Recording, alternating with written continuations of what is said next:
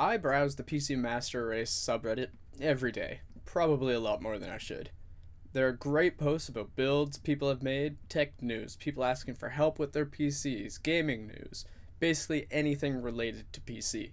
It's a great community for people who like using a PC for general use, media consumption, gaming, whatever. The people are generally helpful, nice, and just all around great people. There's one other post that appears very often on there. It's the peasantry post. Usually pictures, sometimes stories of people who believe PCs are awful and consoles do everything better. Usually the arguments these people have revolve around the price and the community. Where do the arguments come from? Well, from people like this. This is Rob, and he is a PC elitist, and, in my opinion, he's the worst kind of gamer.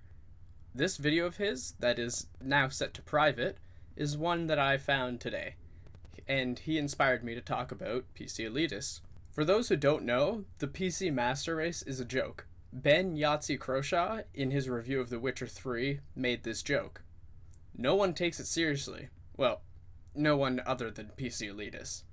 They are the ones who think they are better than someone who doesn't game on a system that's as good as theirs. So, back to Rob. Rob here really triggered me. He says that if you aren't in the top 1% of PC gaming, you can't talk about anything. Here's one of the comments in his video. All right, and I'm not talking about like a $4,000 build. That's a pretty decent build. I'm talking about people who have like a fucking $350 budget build. Why isn't it okay to build a budget PC? That's one of the joys of using a PC. You can choose how much you want to spend. You want to build a $350 PC? That's great. Nothing wrong with that. $1,200? Fantastic. $4,500? More power to you. Choose your price, there's a PC for you.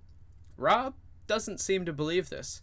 First, he says that 8 gigabytes of RAM is stupid. It's not enough. He thinks having one graphics card doesn't make you a real gamer. People like this are why the PC Master Race community has a bad name. Sometimes these people will even say that 1080p isn't playing at a high enough resolution. Because in your crappy ass build, the best you're getting is like 1080p. Like I'm playing Battlefront with the resolution upscaled, like the resolution scaled to 200%. I'm playing on fucking 8K. I'm playing Battlefront or Battlefield 1 or Battlefield 4 or whatever the newest fucking one is. I'm playing that shit in 8K. He's basing the quality of a person on the amount of money you spend on your PC. He's saying that unless you spend X amount of money, he won't even give you the time of day. He's basing the quality of a person on the amount of income they have and what they're willing to spend.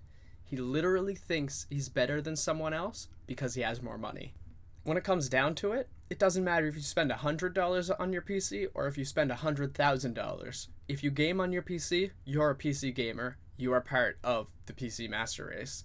If you game on a console and you admit to the advantages of a PC, you are part of the PC Master Race. If you're a PC elitist like Rob, you aren't. You're putting people down who have less money than you, and you're saying you're better than them. You aren't part of the PC Master Race. You aren't someone who we want in our community. You are the problem. So please, if you're watching this video, don't be Rob. Does it still seem like it was a good game? Well, that doesn't matter. Most people do read the reviews, or at least they skim it, so they can understand what the score means.